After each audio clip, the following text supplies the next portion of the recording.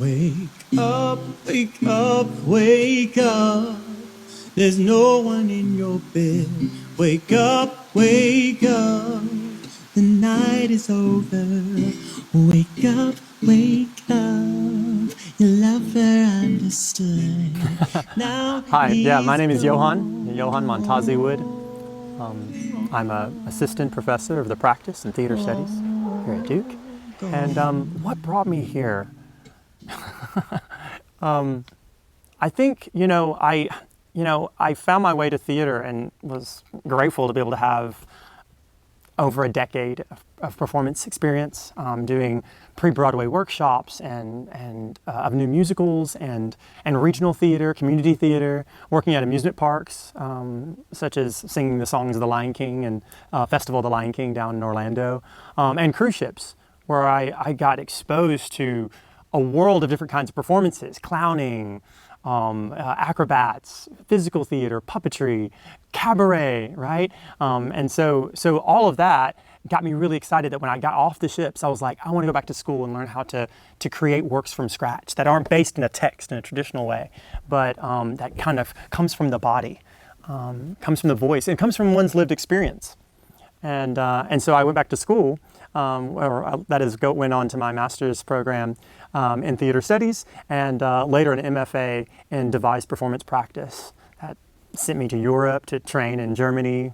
A major challenge for me coming to Duke is actually about where I grew up. I grew up in Mississippi, deep South, and I didn't quite imagine myself coming back to the South so soon. But I'll tell you, when I came here for my interview and I began to connect with the people, I was like, there's something beautiful here, and I think really quickly that feeling of uncertainty. I'm coming back to the South as a black queer man, with a husband, married. Like what is it going to be like? But I find Durham to be deliciously welcoming and personable, and I'm really grateful to be back.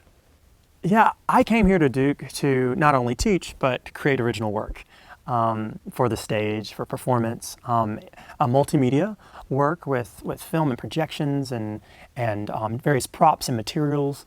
But as far as building community in that work, it's important that my work centers Durham folk. And so I'm establishing a theater company, an ensemble-based theater company that will center their stories, right? Kind of playing with this hierarchy of the director, right? Kind of bringing down this hierarchy of director and us co-creating together original work that centers their stories. And with that, having an opportunity for students to come in, support the work, witness the work, have conversations, and collaborate together as well.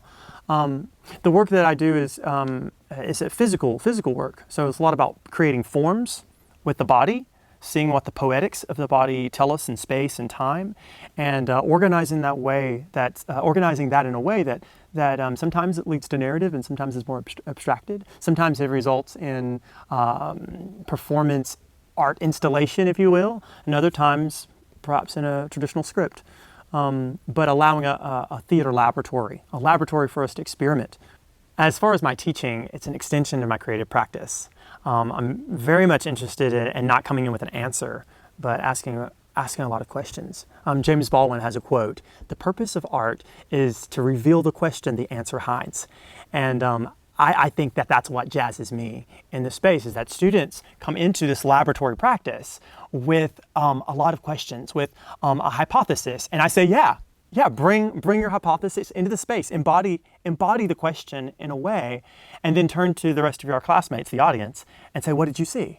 There's something weighty and important to you in discovering who you are in the context of your learning, in the context of how you relate to one another and collaborate, right? As a student, that's important, and that's what we're gonna begin to kind of pick at and prod through. That, like, hey, there's a sense of cultural empathy that I learn by stepping in the shoes of another, and in my class, that's what you're going to experience. Is like, well, what is it like to be in this other person's shoes? And can I not judge the character? Villain, angelic, straight, homo.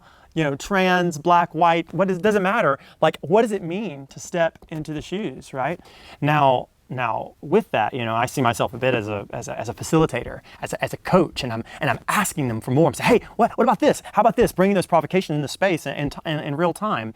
And what this begins or what I notice begins to emerge is us begin to negotiate these levels of discomfort, of around oh, I don't know if I want to get loud, or I don't know this person, what kind of proximity, should we have, or what kind of dynamic in the space, right, brings drama and makes it exciting for people to watch. I think students negotiating kind of these discomforts around being in front of people, being heard, taking up space is really, really important, really, really powerful.